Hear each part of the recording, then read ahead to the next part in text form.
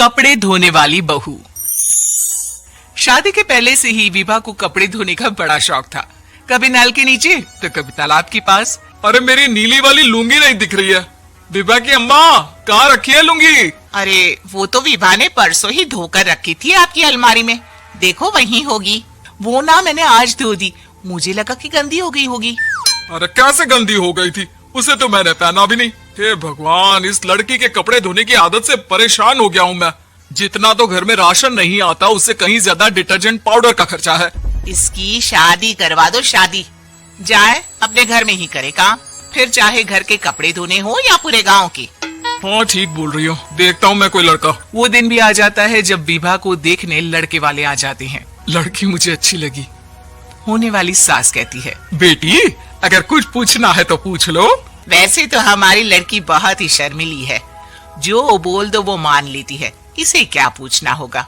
अरे कैसी बात कर रही हो माँ, मुझे इन लोगों के घर रहना है, सवाल तो कई है।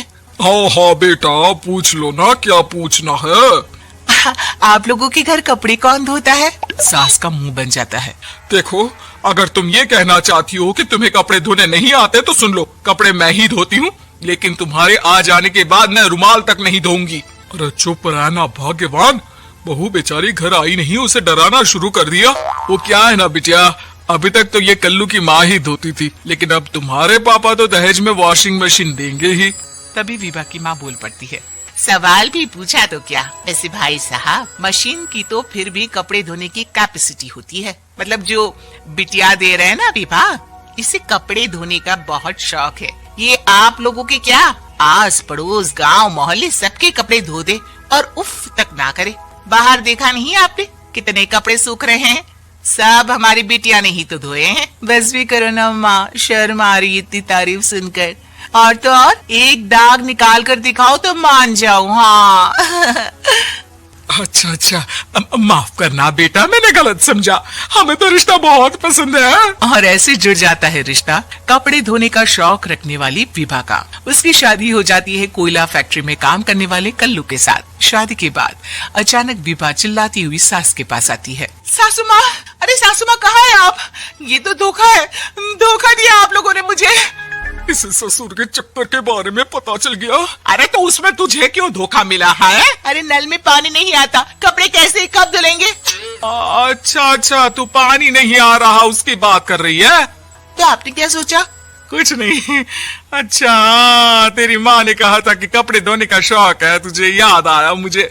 शौक बोलकर कपड़े धोने वाले मेरे जुनून को कम ना आके सासू माँ, कपड़ा धोना मेरा गुरूर है।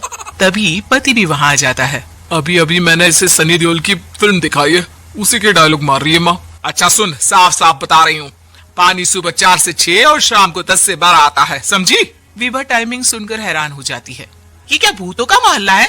सुबह 4 बजे उठकर कौन कपड़े धोता है? 4 बजे टंकी में पानी जाता है, फिर सारा दिन धोना ना, किसने मना किया? अरे कैसी बात कर रही हैं? 200 लीटर की टंकी में कितने कपड़े धो लूंगी मैं, सुबह ही उठ जाऊंगी मैं। अब क्या था, विभा सुबह 4 से लेकर रात के 12 बजे तक कपड़े ही धोती रहती। एक रोज सास पड़ोस से निकलकर कहीं जा रही होती है कि साथ वाली कहती है, हाँ कल्लू की माँ, जरा ये बताओ कि 2 साड़ी है, 2 ब्लाउज और एक पेटीकोट और एक नाड़े वाला लंबा कच्छा। हाँ तो? अरे तो क्या, कितना लोगी धुलाई ये बताओ। धोबन दिख रहे हैं हम क्या?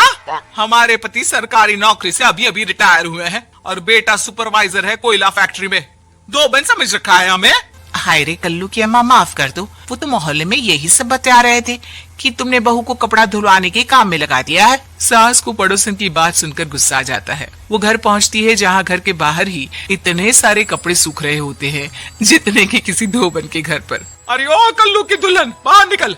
माँ जी यहीं आ जाओ, बाथरूम में चादर धो रहे हैं हम। अरे अभी हम धोते हैं, तुमको बाहर निकलो। ये आस पड़ोस वाले बोल रहे हैं कि हम बहू से कपड़े धुलवा कर उसे कपड़ा धोने वाली बना दिए हैं। अरे छोड़ो ना माँ जी, किन लोगों की बातों में आती हो?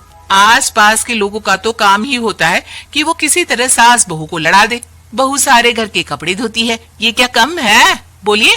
सास को भी लग जाता है कि वो बहू का ये सनकीपन नहीं छुड़वा सकती, इससे अच्छा है कि खुद ही चुप हो जाए।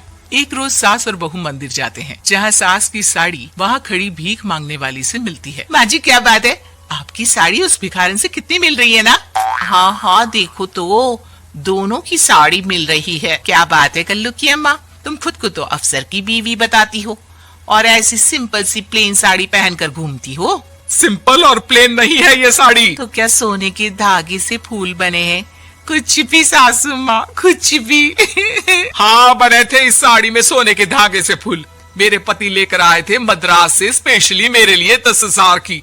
ताहे भाई साहब इस भिखारन के लिए भी सेम टू सेम साड़ी लेकर आए होंगे 10,000 की। सास उस वक्त तो कुछ नहीं कहती, लेकिन बहू के साथ घर आती है और अलमारी से एल्बम निकाल कर लाती है। ये साड़ी देख रही है, ये वही साड़ी है जिसे मैंने अभी पहना था। इस साड़ी में ये जो चमकदार फूल दिख रहे हैं ना, ये सोने के धागों से काटे गए हैं। लेकिन तू लोकल वॉशिंग मशीन ब्रश से घिस घिस कर सारे फूलों को निकाल कर साड़ी प्लेन कर दी। मुझे माफ कर दीजिए सासू माँ। और तो और, जब मैंने तुझे तेरी गलती के लिए कुछ नहीं कहा, लेकिन तूने तो सबके सामने मेरा मजाक ही बना दिया। क्यों? बहू को समझ में आ जाता है कि अब से उसका कपड़े धोना बंद।